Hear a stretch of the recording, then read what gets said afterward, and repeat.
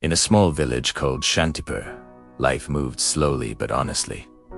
Every morning, farmers walked to their fields. Women carried clay pots. Children ran barefoot on dusty roads. At the center of the village stood an old water well. For years, that well gave water to everyone. But one summer, the well broke. The rope snapped. The bucket fell deep inside. "No water today," someone said. One by one, villagers came, looked inside, and walked away. "It's not my job.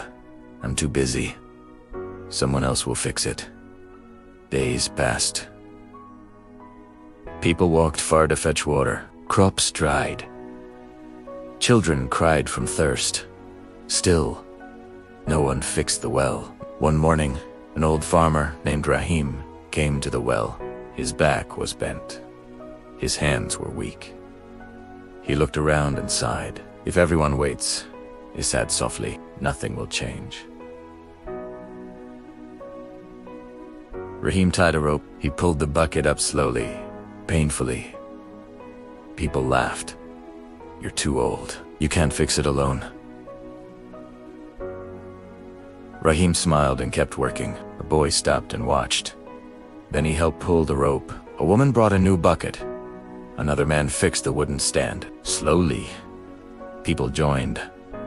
Together, they repaired the well. Water flowed again. That evening, the village gathered. Rahim said, "Big problems don't need big heroes. They need small actions and brave hearts." The villagers felt ashamed and inspired. From that day on, when something went wrong, no one said, "Not my job." They said, "Let me start."